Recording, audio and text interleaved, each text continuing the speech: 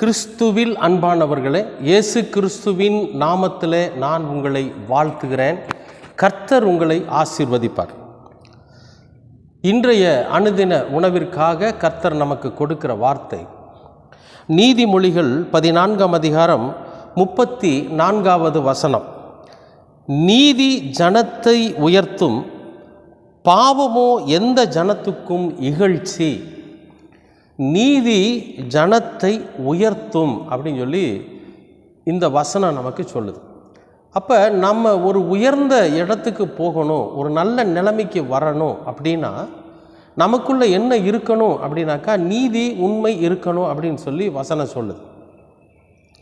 சரி, எதனால் நம்ம ஒரு தாழ்வான நிலையில் இருக்கிறோம், எந்த முன்னேற்றமும் இல்லாமல் நாம் எப்பொழுது பார்த்தாலும் இருக்கிறோமே, என்ன காரணம் அப்படின்னா ஒரு சில விஷயங்கள் கடவுளுக்கு விரோதமானது, மனிதர்களுக்கு விரோதமானது, இந்த உலக வாழ்க்கைக்கே கூட விரோதமானது நம்முடைய வாழ்நாளில் இருக்குது.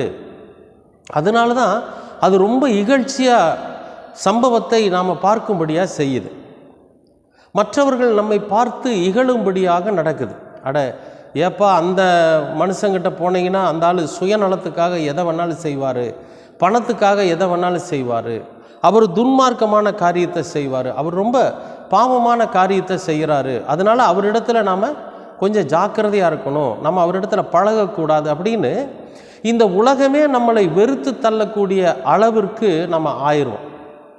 எப்போன்னு கேட்டிங்கன்னா, நம்ம கடவுளுக்கு விரோதமான காரியத்தை செய்கிறப்ப, மனிதர்களுக்கு விரோதமான காரியத்தை செய்கிறப்ப. ஆனால் நம்ம கொஞ்சம் உயர்ந்த ஸ்தானத்துக்கு போகணும் அப்படின்னா உண்மையிலேயே அந்த இடத்துல என்ன இருக்கணும்னு கேட்டிங்கன்னா நீதி இருக்கணும், உண்மை இருக்கணும். நம்ம யாருக்கும் அநீதி இழைக்கிறவர்களாக இருக்கக்கூடாது. இன்றைக்கு அநேகர் நல்ல உயர்ந்த ஸ்தானத்தில் இருக்கிறாங்க அப்படின்னா அந்த இடத்துல என்ன இருக்குன்னு கேட்டிங்கன்னா உண்மையும் நீதியும் இருக்கும். அதுக்காக நம்ம நீதிபதியாக இருக்கணுங்கிற அவசியம் இல்லை, வக்கீலுக்கு படிக்கணுங்கிற அவசியம் இல்லை.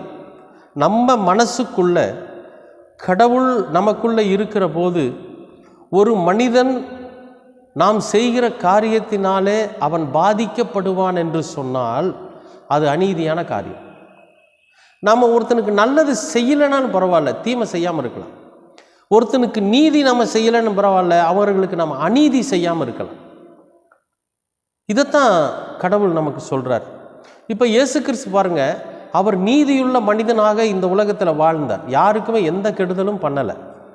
யாரெல்லாம் தனக்குத்தானே பாவத்தில் விழுந்திருந்தாங்களோ அவர்களையெல்லாம் அவர் கூப்பிட்டு இந்த மாதிரியான தவறுகளை செய்யாதீங்க, இது பாவம், நீங்கள் ஒரு உயர்ந்த ஸ்தானத்துக்கு வரணும்னு சொல்லி அவர்களை தன்னிலை அறியும்படியாக செய்து, தன்னைத்தானே உணர்ந்து கொள்ளும்படியாக செய்து, அவர்கள் செய்து கொண்டிருக்கிற அந்த பாவச்சேற்றிலிருந்து, அந்த பாவ காரியங்களிலிருந்து அவர்கள் விடுபட்டு வரும்படியாக அவர்களுக்கு போதனை கொடுத்தார். அப்போ இது போன்ற நீதியான செயல்கள் செஞ்சதுனால தான் இன்றைக்கி உலக அளவில் உயர்ந்திருக்கிறார். சரி, நாம் அந்த லெவலுக்கு நம்ம நினைக்க வேண்டாம். நம்ம இந்த பூமியில் வாழ்ந்துட்டுருக்கிற நாட்களில் ஒரு உயர்ந்த ஸ்தானம். என்ன உயர்ந்த ஸ்தானம் அப்படின்னாக்கா, ஒரு நல்லவர், இவர் உண்மையுள்ளவர், இவர் கடவுளுக்கு பயந்தவர், இதுதான் நமக்கு இருக்கிற உயர்ந்த ஸ்தானம். பணமோ பொருளோ அல்ல. நீங்கள் உயர்ந்தவர்கள் அப்படின்னாக்கா உடனே பணம், பொருள், பதவி, அரசியல் அப்படி இருக்கிறவங்க நீங்கள் நினச்சிடாதீங்க. 4 பேர் நம்மளை பார்த்து இவர் யாருக்கும் அநீதி இழைக்க மாட்டார், யாருக்கும் கெடுதல் பண்ண மாட்டார், நல்லது தான் செய்வார், அவர் செய்கிற காரியம் உண்மையிலேயே உனக்கு நல்லதாக தான் இருக்கும் அப்படிங்கிற அந்த ஒரு நட்பெயர் இருக்குது பார்த்தீங்களா, அதுதான் உயர்ந்த ஸ்தானம். அதாவது உலகத்தில் பார்வைக்கு உயர்ந்திருப்பது உயர்வு அல்ல, மனசுக்குள்ளே நாம் ஒவ்வொருவருடைய மனசுக்குள்ளேயும் ஒரு இடத்த பிடிக்கணும். இவர் நல்லவர், இவர் யாருக்கு தீமை செய்ய மாட்டார், அவரிடத்துல கேட்டிங்கன்னா ஒரு நல்ல ஆலோசனை வழங்குவார், அவர் உண்டு ஒரு வேலை உண்டுன்னு இருப்பார், யாருக்கும் கெடுதல் பண்ண மாட்டார் அப்படிங்கிற ஒரு நம்பிக்கை வருது பார்த்தீங்களா, அதுதான் நமக்கு பெற்றிருக்கிற ஒரு உயர்ந்த இடம். அன்பானவர்களே, அப்படி உண்மையும் நீதியும் நம்மிடத்தில் இருக்குமானால் ஒவ்வொரு தனிப்பட்ட மனிதனுடைய இருதயத்திலும் நாம் உயர்ந்த இடத்த பிடிக்க முடியும். இப்போ இந்த உயர்ந்த இடத்தை நம்ம பிடிக்கிறப்போ என்ன நடக்குன்னு கேட்டிங்கன்னா, கடவுளுடைய இருதயத்திலும் கடவுளுடைய பார்வையிலும் நாம் உயர்ந்தவர்களாக இருக்கும். இவன் என்னுடைய மகன், யோபு சொன்னார் பாருங்க, இவன் உத்தமனும் சன்மார்க்கனும். சங்கீதக்காரன் சொல்கிறார், இவன் என்னுடையவன், அப்படி நம்மையும் கர்த்தர் என்ன சொல்லுவார்னு கேட்டிங்கன்னா, இவர்கள் என்னுடையவர்கள், இவன் என்னுடைய மகன் அப்படிங்கிறப்ப அதை விட ஒரு உயர்ந்த ஸ்தானம் இந்த உலகத்தில் எதுவுமே கிடையாது. பொண்ணோ பொருளோ ஐஸ்வர்யமோ பணமோ இதெல்லாம் எதுவுமே நம்மளை உயர்ந்த ஸ்தானத்துக்கு கொண்டு போகாது. கடவுளுக்கு விருப்பம் உள்ளவர்களாக, கடவுள் நம்மை தேர்வு செய்கிறவராக, இவன் என்னுடைய மகன் என்று எப்பொழுது கர்த்தர் நம்மை அவர் ஏற்றுக்கொள்ளுகிறாரோ அப்பொழுது நம்ம உயர்ந்த ஸ்தானத்துக்கு இருக்க முடியும். அதுக்கு இந்த பூமியில் இந்த மாமிசமாய் வாழ்கிற போது நம்ம செய்ய வேண்டியது என்னன்னு கேட்டிங்கன்னா, நீதியும் நியாயமும் தான். நிச்சயமாகவே அநீதி உள்ளவர்களாக நாம் இருக்கக்கூடாது, அநீதியான காரியங்களை செய்யக்கூடாது, நீதியுள்ள காரியங்களை செய்வோம். கடவுளுடைய பிள்ளை என்கிற உயர்ந்த ஸ்தானத்தை நாம் அடைவோம். கர்த்தர் உங்களை ஆசீர்வதிப்பார். அன்பின் பரலோக பிதாவே, அருமையான நல்ல இந்த அனுதின உணவிற்காக நன்றி. ஆண்டவரே, நாங்கள் நீதி உள்ள மனிதர்களாய் இந்த உலகத்தில் வாழ்ந்து உம்முடைய பிள்ளைகள் என்கிற அந்த உயர்ந்த ஸ்தானத்தை நாங்கள் அடைய நீர் எங்களுக்கு கிருபை பாராட்டுங்க.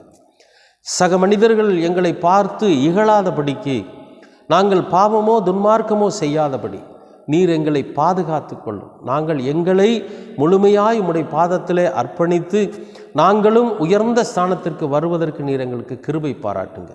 எல்லாவற்றையும் இரட்சகர் இயேசு கிறிஸ்துவின் வழியாய் கேட்கிறோம் நல்ல பிதாவே.